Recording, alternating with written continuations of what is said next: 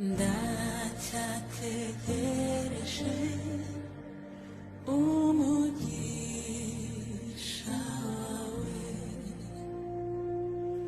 mana aho wansize. Nk'uko mubibonye, uwo ni umuhanzikazi uririmba indirimbo zo kuramya no guhimbaza Imana, Annette Murava, waje ahetse umwana mu cyumba cy'iburanisha.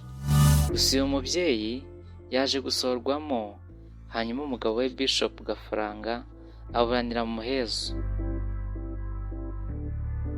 Gusa mbere y'uko dukomeza iki kiganiro cyose, wowe utarakora subscribe kuri Mugisha TV, yikore kugira ngo utazarucikwa n'ibiganiro byiza tubagezaho umunsi ku wundi. Bahaye ikaze.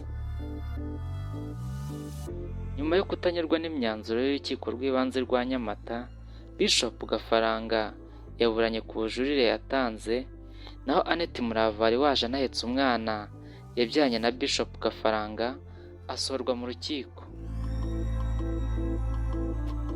Kuri uyu wa mbere tariki 7 z'ukwa karindwi 2025 nibwo Bishop Gafaranga yaburanye ku bujurire bwe nyuma yo gukatirwa iminsi 30 y'agateganyo. Bishop Gafaranga akekwaho icyaha cyo gukubita no gukomeretsa ndetse no guhoza ku nkeke w'abashyingiranywe. Ibi byaha ashinzwe kubikorera umugore we Annette Murava. Bishop Gafaranga yari kuburana ku wa 4 w'icyumweru gishize, ariko bihurirana n'ikiruhuko cy'abakozi ba leta.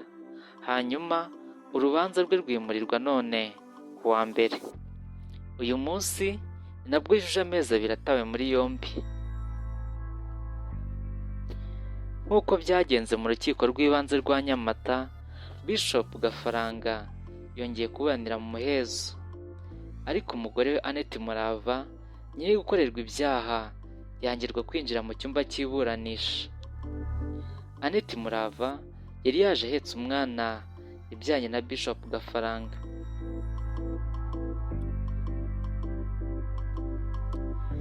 Nyuma yo gusohorwa mu cyumba cy'iburanisha nk'abandi, Annette Murava yasohotse arimo arira, dore ko akunze gukora ibiganiro avuga ko nta kibazo na kimwe afitanye n'umugabo we, kandi ko ahora amusengera kugira ngo azarekurwe. Bishop Gafaranga yari yarakatiwe iminsi 30 y'agateganyo mu gihe ubushinjacyaha bugikusanya ibimenyetso bimushinja ku byaha akekwaho. Nubwo Annette Murava ari we wakoreye icyaha, yamusabiye imbabazi, ariko ntihagire icyo zifata. Mushimiye ko wakurikiranye iki kiganiro cyose, mukomeze gukora subscribe. Ibiganiro byiza byo nakagaruka kuri Mugisha TV.